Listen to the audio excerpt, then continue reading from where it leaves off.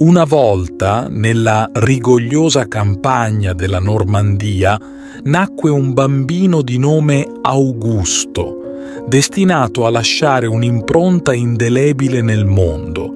Figlio di semplici agricoltori, Augusto trascorse la sua giovinezza immerso nella natura, tra i campi che cambiavano colore con il passare delle stagioni, ma dentro di lui ardeva una luce diversa, un fuoco che non poteva essere spento dalle sole gioie della vita contadina.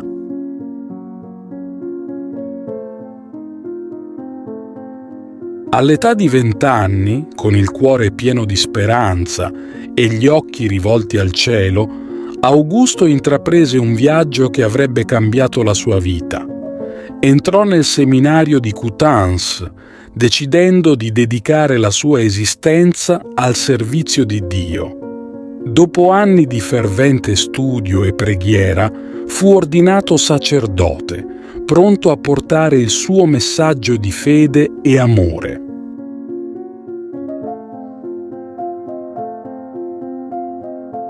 Tuttavia, il destino aveva in serbo per lui una missione ancora più grande. Sentendo il richiamo di terre lontane, Augusto si unì alla Società delle Missioni Estere di Parigi. La sua sete di avventura lo portò a viaggiare verso l'ignoto, fino alle remote terre della Cina, dove sperava di diffondere la luce del Vangelo.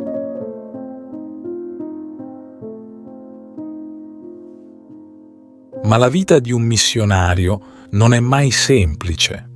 Augusto trascorse i primi anni alla frontiera della Cina, imparando la lingua e i costumi di un popolo tanto diverso dal suo.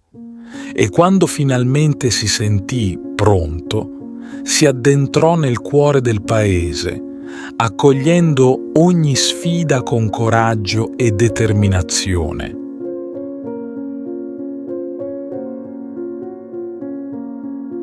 La sua missione, però, non passò inosservata. Denunciato alle autorità, Augusto si trovò presto faccia a faccia con il pericolo. Cercò rifugio presso la casa di un mandarino cristiano, ma la sorte fu avversa.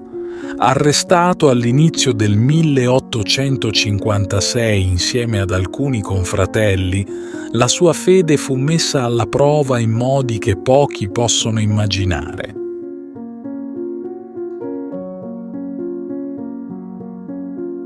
Rinchiuso in una gabbia di bambù, con la testa sporgente dalle sbarre superiori, Augusto affrontò il suo destino con un coraggio che ispira ancora oggi. La sua vita terrena si concluse il 29 febbraio di quell'anno, ma il suo spirito non fu mai domato.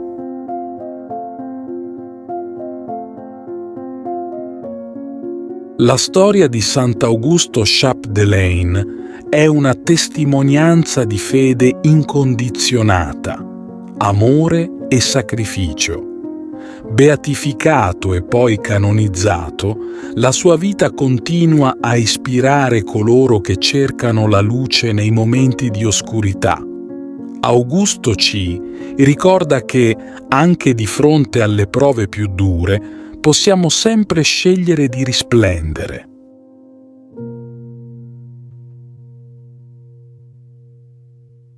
Ti invito calorosamente a iscriverti al nostro canale per darci supporto e permetterci di continuare a creare nuovi video che condividono storie ed esperienze ispiratrici. La tua iscrizione è un prezioso sostegno che ci motiva a condividere più contenuti di valore e a diffondere messaggi di speranza, fede e crescita personale. Grazie di cuore.